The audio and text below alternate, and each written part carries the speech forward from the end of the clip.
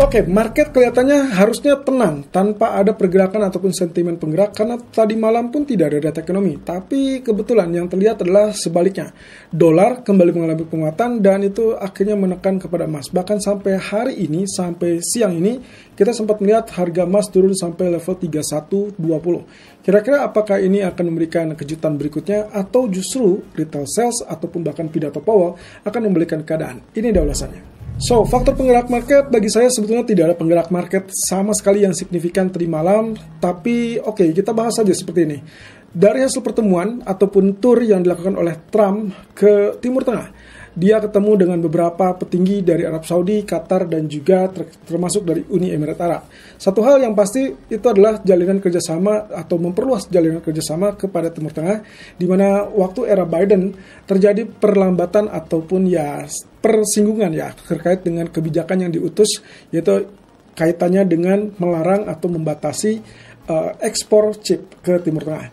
Nah, dengan adanya Trump, kali ini aturan yang berada di era Biden tersebut dicabut dan akhirnya baik Arab Saudi ataupun Amerika itu bisa untuk melakukan kerjasama terutama untuk masalah pengiriman ataupun ekspor chip. Dan siapa yang diuntungkan? Yang diuntungkan adalah perusahaan teknologi. Yang mana kali ini kalau kita lihat yang paling mencolok itu adalah berbasis teknologi AI. Dan kebetulan Nvidia dan juga AMD itu bekerja sama untuk memasok teknologi ataupun chip untuk teknologi AI tersebut ke Arab Saudi, dan hasilnya timbal baliknya adalah Arab Saudi bersedia untuk berinvestasi sekitar 600 miliar US dollar ke Amerika. Perusahaan-perusahaan Amerika tentunya akan senang, dan salah satunya kalau kita bicara tentang yang paling memungkinkan, semua ini kaitannya dengan sektor teknologi. Jadi ya persis dengan pesan saya kemarin, tolong perhatikan, tolong cermati dengan prospek dari pergerakan harga saham Nvidia dan juga termasuk AMD. Karena kelihatannya ke depan sektor teknologi terutama untuk teknologi yang berbasis AI itu akan kembali viral ataupun kembali akan mendapatkan dukungan dari pemerintah. Ini juga kaitannya dengan kalau misalkan ternyata inflasi betul-betul mengalami penurunan, kemudian nantinya akan ada penurunan suku bunga, maka ya berarti borrowing cost bagi perusahaan-perusahaan tersebut bisa digunakan untuk expand. Mereka inginkan untuk ekspansi ataupun bahkan penelitian lebih lanjut ataupun bahkan pengembangan. Nah, otomatis yang terjadi untuk saat ini, sinyal positif inilah yang membuat kenapa dolar kecenderungannya mulai penguatan. Tapi sebaliknya teman-teman, apakah ini ada kaitannya dengan posisi dari kesepakatan dagang ataupun perang tarif yang sebelumnya sempat terjadi? Ya, bagi saya ini tidak ada hubungannya dengan Amerika dan China, tapi jelas kalau misalnya kita balik lagi dengan hubungan antara Amerika dan China yang terakhir sudah bisa dibilang mereda. Pertanyaan saya berikutnya adalah apakah kebijakan untuk chip ataupun ekspor chip ini juga akan diberlakukan hal yang sama kepada China atau tidak? Karena jelas dari keputusan sebelumnya ataupun dari pembicaraan sebelumnya, ternyata Donald Trump sama sekali tidak menyinggung kaitannya dengan prospek ekspor chip kepada China. Yang baru dibuka atau yang bisa dibilang diizinkan adalah ke Timur Tengah. Jadi kita tinggal tunggu ke depan apakah ini akan juga hinggap kepada China apa tidak. Kalau iya, berarti harusnya kita akan dapatkan kenaikan yang lebih fantastis lagi, terutama untuk indeks saham Hang Seng ya. Nah, satu sisi yang saya khawatirkan adalah terkait dengan kecurigaan Trump dengan produk-produk dari Huawei. Jadi saya rasa itulah yang akan membuat kesenggangan antara Amerika versus Timur Tengah dengan Amerika versus China. Kelihatannya ini akan tetap menjadi konflik yang berketerusan. Tapi mudah-mudahan saya salah. Tapi ke depannya kalau misalkan dalam 90 hari ke depan pemangkasan tarif yang dilakukan oleh China ataupun dari Amerika itu tidak menyinggung terkait dengan pelarangan ekspor chip kepada China, maka saya rasa ini tetap akan menjadi persinggungan yang potensi untuk pecah kembali di kemudian hari. Oke, berarti kalau begitu kita lihat dari sisi geopolitik. Dari sisi geopolitik kelihatannya ada dua yang kontradiktif. Yang pertama kita kaitkan dengan kesepakatan nuklir Amerika dan Iran. Menurut rencana itu akan ada pertemuan untuk hari ini. Dan dari perwakilan Iran, bocorannya adalah mereka kelihatannya akan menawarkan diri bagaimana caranya untuk meredam sanksi-sanksi yang akan diajukan atau yang dikenakan kepada Iran.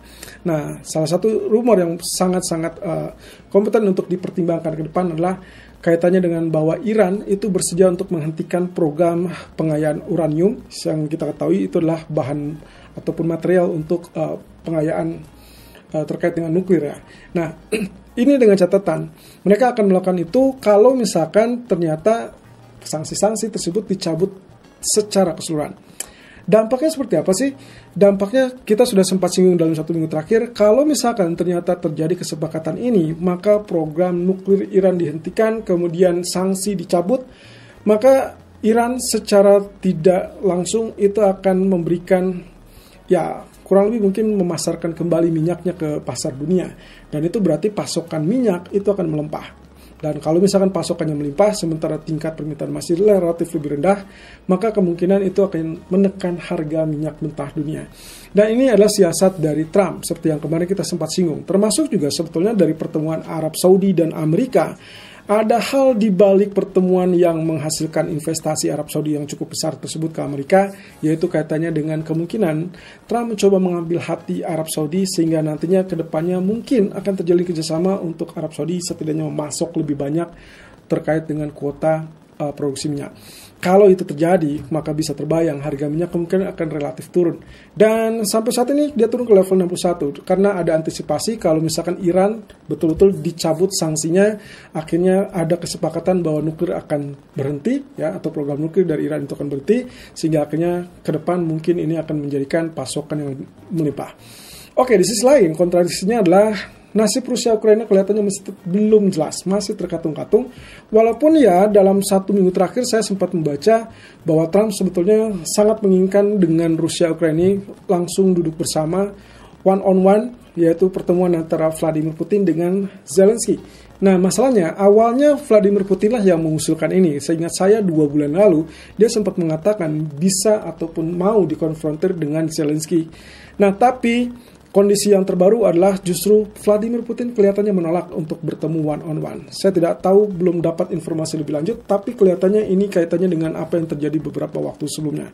Jadi setiap ada pertemuan, kelihatannya dia menuduh dengan Zelensky yang selalu berupaya untuk mengompori Amerika dan juga negara-negara sekutu lainnya. Jadi kita akan lihat di sini, apakah akan selesai dalam waktunya atau justru akan kembali terkatung-katung. Kalau ia terkatung-katung, ya maka ini akan berbeda cerita dengan jalur tadi, kesepakatan nuklir Iran dan Amerika.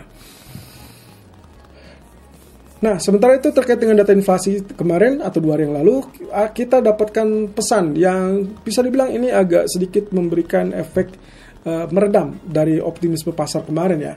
Bahwa mereka melihat inflasi itu sebetulnya sudah relatif rendah, sudah relatif lebih rendah, sehingga memungkinkan untuk bank sentral atau dalam ini Federal Reserve bisa mempertimbangkan untuk menurunkan suku bunga.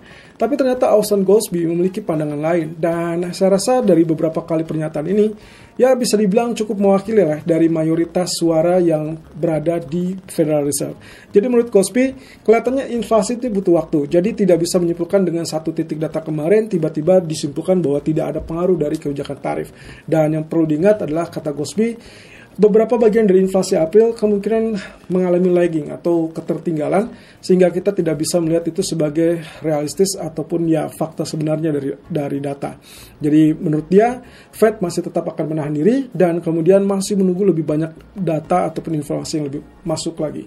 Nah ini berarti lagi-lagi kita harus bersabar, dan kelihatannya kalau kita kaitkan dengan apa yang akan disampaikan oleh pidato Powell nanti malam, kelihatannya nggak akan jauh berbeda. Walaupun di sini mungkin kalau kita lihat dari beberapa waktu terakhir, dia akan menyebutkan ataupun ya akan mengungkap terkait dengan framework ataupun kerangka kerja yang akan ditinjau ulang.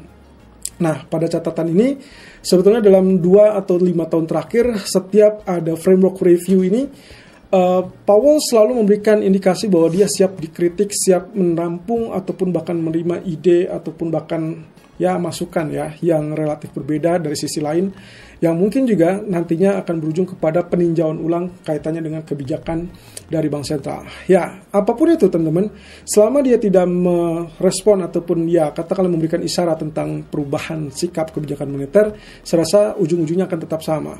Dia akan tetap menekankan kebijakan berbasis pada data ekonomi, dan hanya 1 atau 2 data itu tidak cukup. Jadi dia akan tetap menunggu atau wait and see. Jadi kelihatannya dari pernyataan Goolsbee ini kita semakin yakin bahwa Fed tidak akan tergesa-gesa di pertemuan bulan Juli. Tapi mungkin saja kalau ada perkembangan lebih lanjut akan berbeda cerita. Oke, trade deal berikutnya yang ditargetkan adalah dari Asia. Lagi-lagi Asia, sasarannya adalah Jepang dan juga Korea Selatan. Khusus untuk Jepang, Ada rumor bahwa apa yang terjadi dengan ketidakpastian selama ini terkait dengan tarif, tentunya ini akan menyulitkan bank sentral. Lagi-lagi bank sentral, teman-teman. Bukan hanya Fed yang dilematis, tapi juga dalam ini adalah Bank of Japan. Mereka mengatakan, atau survei mengatakan bahwa BOJ kelihatannya bisa saja dia menunda kenaikan suku bunga itu sampai September. Alasannya sederhana, karena posisi dari ketidakpastian tarif.